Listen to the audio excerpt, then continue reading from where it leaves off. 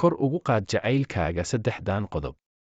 Kow, waxaa cilmi nafsiga lagu ogaaday in laabta oo aad gelisid jacaylkaaga inaad gacanta ka qabatid, inaad tusaale ahaan shumisid ama madaxa ka taabatid, inay jacaylkaaga kor u qaadi karto si la hubo.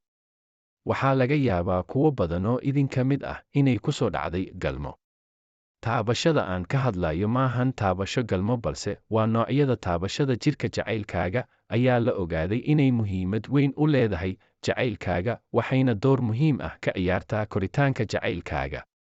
Marka aad taabatid qofka aad jeceshahay, waxay maskaxdaadu sii daysaa oxytocin oo loo yaqaan hormoonka jacaylka.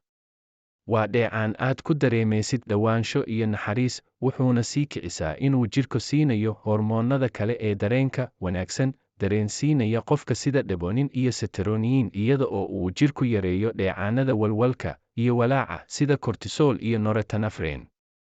2. Hadiyad inaad u geysid jacaylkaaga.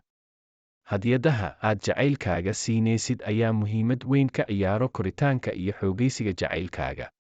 Marka muddo joogtid jacaylkaaga hadiyad sii.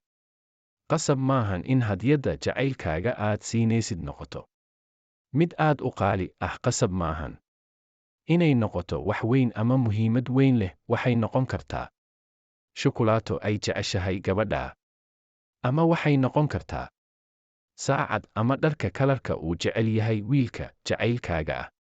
Waxay noqon kartaa wax aad u jaban oo aanan weynayn, balse markaa siinaysid waa inaad laabta gelisid, madaxa ka shumisid, kadibna aad siisid hadiyadda aad u haysid. 3. Ogaanshaha waxa qofka aad jeceshahay uu jecel yahay ama ka helo. Marka bilowdid xiriirka jacaylkaaga, waa inaad weydiisid wiilka ama gabadha jeceshahay waxyaabaha ay xiiseeyaan, waxyaabaha ay jecel yihiin nolosha inay haystaan, waxyaabaha ay ka helaan cuntada noocay ugu jecel yihiin, waxyaabaha ay necab yihiin. Ogaanshaha iyo xasuusnaanta arrimahan ayaa aad iyo aad u farxad gelinaysa jacaylkaaga, sababtoo ah waxay arkayaan inaad muhiimad badan siinaysid oo aad si dhab ah u jeceshahay, taasna waxay kor u qaadaysaa jacaylkaaga. Si aad ula socotid muuqaalo badan oo nolosha ku saabsan, fadlan subscribe iyo follow hanaga ilaawin. Mahadsanid.